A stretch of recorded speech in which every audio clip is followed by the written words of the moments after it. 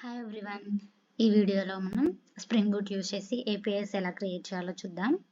And నేను దీనికి spring data జేపీఐ use చేయబోతున్నాను. సో ఫస్ట్ ప్రాజెక్ట్ క్రియేట్ చేద్దాం. స్ప్రింగ్ బూట్ స్టార్టర్,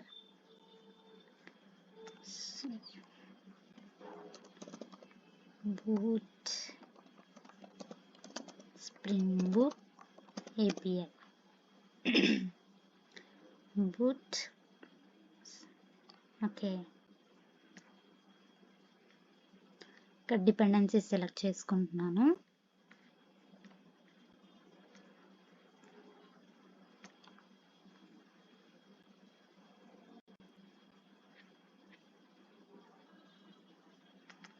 సో ఇక్కడ మనకి ప్రాజెక్ట్ వచ్చేసింది.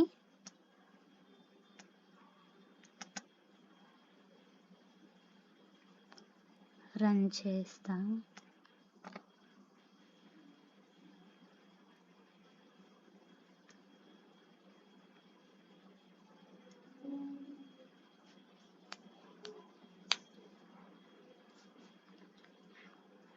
సో రన్ చేయగానే ఫస్ట్ మనకి ఈ మెసేజ్ అయితే వచ్చింది. సో అప్లికేషన్ ప్రాపర్టీస్లో నేను మన MySQL ప్రాపర్టీస్ పెట్టబోతున్నాను.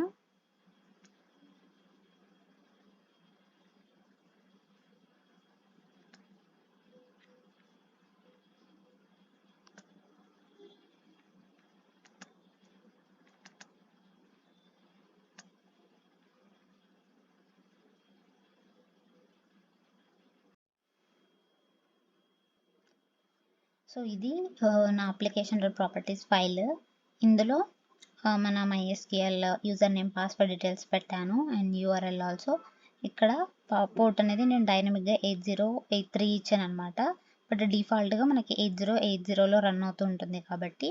అండ్ ఇక్కడ DDL ఆటో అప్డేట్ ఎందుకు అంటే మన డేటాబేస్లో టేబుల్స్ అనేటివి క్రియేట్ చేయడానికి అండ్ అప్డేట్ చేయడానికి.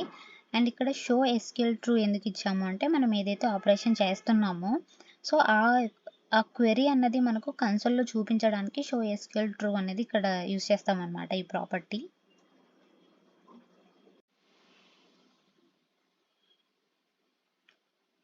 అండ్ మనకు ప్యాకేజెస్ అనేటివి కూడా స్ట్రక్చర్గా ఉండాలి.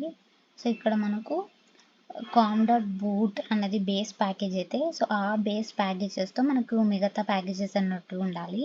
ఇక్కడ com.boot అనేది బేస్ ప్యాకేజ్ అయితే com.boot.controller, entity, exception, repo ఇలానే ఉండాలి అనమాట మనకి స్ట్రక్చర్ అనేది. ఒకవేళ బేస్ ప్యాకేజెస్తో మనకి ఇలా లేకపోతే మనకు బీన్స్ అన్నవి క్రియేట్ అవ్వవు ఇందులో క్రియేట్ చేసిన క్లాసెస్కి కానీ సర్వీసెస్కి కానీ. సో ప్యాకేజ్ స్ట్రక్చర్ కూడా మనకు ఇంపార్టెంట్ మనం ప్రాజెక్ట్ క్రియేట్ చేస్తున్నప్పుడు.